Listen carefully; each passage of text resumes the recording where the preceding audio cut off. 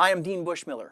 We're going to talk about the CASP, and this is the course guide to get you ready for all the material that we're going to cover.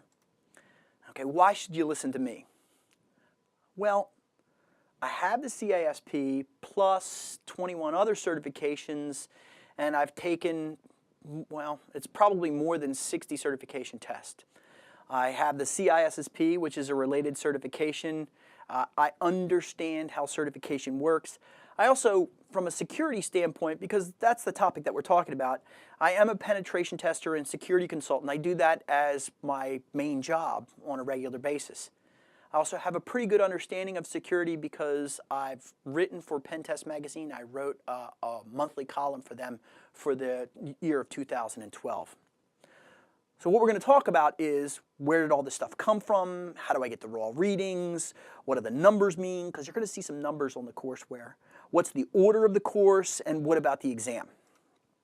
So where did all this information come from? Well, what happened about 10 years ago was that the U.S. military said, we need a way to figure out whether our people are qualified by third-party experts. They came up with this regulation called the DoD 8570. Inside of there, one of the top-level certifications, they have this IAT and IAM, there's this little box, and it says, for people who are very super secret and have to deal with lots of responsibility for security, they have to be IAM level 3, and we're going to put some certifications in there, and we're going to list them off. And one of them was the CISSP.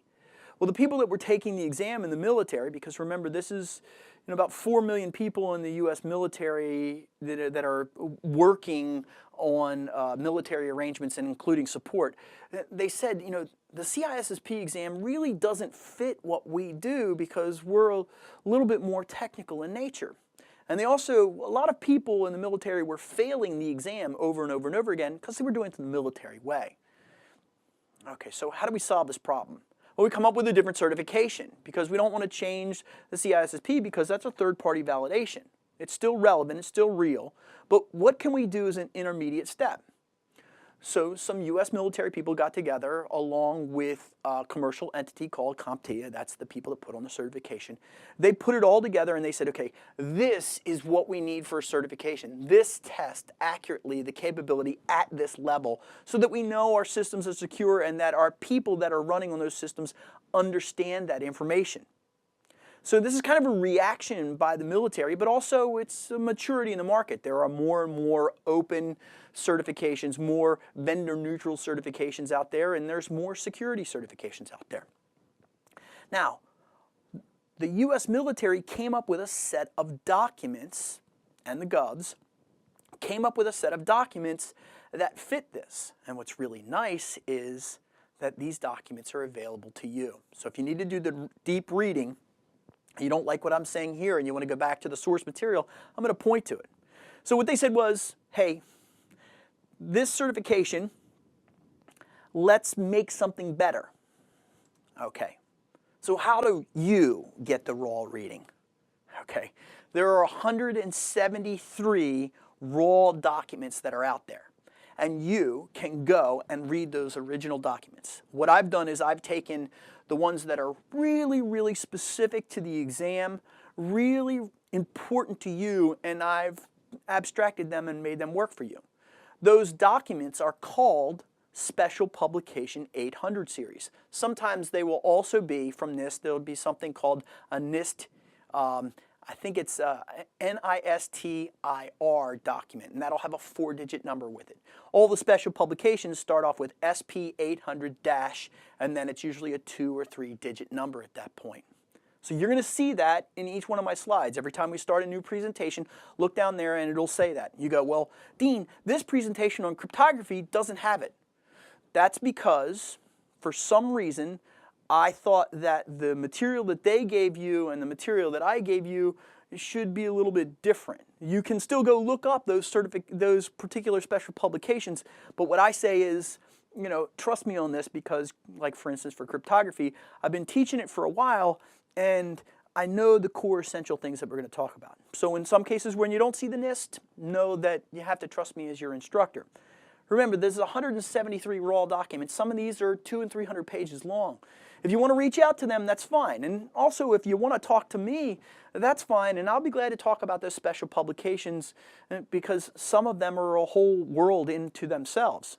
Okay, now what do the numbers mean? Every once in a while, you're going to see the numbers pop up on some of the slides. You'll see something at the top and it'll say something like 5.0 or 3.2. It'll be a whole series of dots. I've referenced the document at the beginning, the NIST special publication, and then when you want to go look up that special publication, you want to say, well, okay, where are you, Dean, in that special publication? Because if I say, hey, we're going to talk about confidentiality, and we're talking about NIST special publication 833, that could be anywhere in there. So you can get a frame of reference from that. So I left the numbers in so that you could dig deeper if you need to. What I will tell you is the course is sufficient, but the readings are there to support the particular course. Okay, what's the order of this course? Well, the answer is the order of this course is 50 topics arranged the best way that I can explain it to you. There isn't a perfect order to this course because a lot of these topics either overlap completely or have nothing to do with each other. For instance, physical security, well, we know we need physical security to start, but where does it fit and how does it fit with the other topics? Well, the problem is that the way that they organized it for the exam outline and the way that you learn it are probably different. So the course is ordered basically the way that I offer it to you here, and you'll see that list when you look inside the interface. Okay, what about the exam? The exam is 150 minutes long. You take it at a view-prometric location. My exam was 61 questions long. Some of the reports say that there's 83 questions. There are always scenarios. There's a bunch of them inside of the exam, and what I will say is that each one of your individual answers within the scenario counts as a piece of that question. So I don't know if the exam questions are weighted. They don't tell you that. They don't want to tell you that. And you also don't know how many you get right and how many you get wrong. You just get a pass. Like for instance, for me, I got a pass and it said, you did not get these areas correct, and they listed off the areas below. I looked at some of them and I said, well, I think I know that material, some of the material. Okay, I go study more on it. And that's the nice thing for me is every place where it says after I pass, these are the things that you don't know, I go, okay, well, I've got to go back to the NIST special publications and learn a little bit more. If you fail the exam, it'll give you that list, and that's the list that you, again, go back and study a little bit harder. Now, I wanted to talk about the depth of the exam. And I need to give you an analogy here because I'm not going to tell you what's on the exam. If you send me an email, I'm not going to tell you. So, well, Dean, what about this? No, I'm not going to do that. Be a security professional. Have some pride in your work. And so here it is. So here's my example. We're going to say that the security concepts are A through N. So those are normal security concepts. One of those concepts would be C for confidentiality. One of them is A for availability. One of them is I for integrity. Let's just say that those are the only 3 concepts. There's a lot more. You're going to learn throughout this course, we're going to have 50 different sections, and you're going to learn probably about 100, 150 concepts that you're going to apply to security. Okay, for each one of those concepts, there is probably a threat. For instance, for confidentiality, one of the threats would be, for confidentiality, it would be disclosure, right? And there can be more than one threat, more than one way to attack confidentiality. So you don't have to know one threat against a particular concept. You have to know the majority of the normal threats against that particular concept. Then there are the controls. How do we protect ourselves? So each one of those tools that we use, for instance, for confidentiality, one of the controls that you would use would be encryption, right? Now there are more than just one set of controls that will solve one particular problem. Some controls can solve a whole host of threats that are out there. So the general depth of the exam is that we've got threats and controls. It's kind of like a threats and controls game. Now, let's actually apply this in the exam, and let me give you an understanding of how the exam would work. So, on the left-hand side, given this security requirements set, so they're going to say, here's the requirements that you have to choose. And they're not going to say it that way. They're going to say, a developer on a particular day was trying to do things that would work well for the long-term health and welfare of the company. And then you go, okay, developer, software development, SDLC, security and SDLC. He's a developer. This is his focus on particular things. It's not that focus over there. He should have a focus on security, but maybe he doesn't. Okay, I got it. SDLC is the thing, and he's working with a web application. So given this set of security, here we have these requirements, and this set of controls. So they're going to give you E, H, K, and J, those controls. And this set of threats, B, C, D, and E.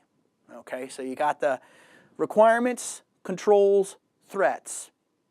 In this instance, choose the best set of controls. And then they'll give you options A through D. And you'll notice that the options could be really similar. I mean, they could be really, really close together. You'll notice that A, B, and C all have the E control and D doesn't. Well, is that critical or is that just a dodge here? You know, you'll notice that on A and B that there's a difference between them. They have in common C, D, and E, but the B and the A are different. You have to say, of the controls offered me, how do I address the threats and how do I address the security requirements within this context here? And then you have to zoom out and you have to say, of these things, which is the most important for security? Because it may be that this person has a very narrow focus on security and we need to adjust their thought when it comes to threats and controls. Sometimes it might just be as simple as this kind of threat is fixed by this particular control. Sometimes it can be as complicated as this. This is the quality of the depth of the exam questions that you're going to run into over and over and over again over those 61 questions. Now, I'm a pretty quick exam test taker. I was given 150 minutes. When I took, for instance, when I took the cloud certification, they gave 90 minutes for 60 questions, and I took like 25 minutes to do the exam. This exam, I only had about 30 minutes left. So you really have to be tuned up. So out of that 150 minutes, I used most of it in order to answer 61 questions. Okay, so to summarize, this exam is all about, can you remember the controls that address a particular threat? Can you choose the best control based on this particular threat? Can you remember what the threat looks like? Okay, what are the components of that threat? Can you configure the control correctly to address the threat given the situation? Now, a lot of times on the exam, they come up with an interface for you to work with. What I would say is tools are a plus, but when you're doing a scenario, you can pretty much click around inside the interface and see, oh, okay, this is what they're asking me to do. They want me to change this to that or this to that. Those tools, if you have a knowledge of those tools, like Cisco router configurations or snort intrusion detection systems or Nmap, if you actually knew how to run that interface, it would make you go faster. You probably, if you had a background in ACLs, you'd probably know a lot of stuff. So remember, that's one little tiny component, ACLs. So this exam is all about you understanding security.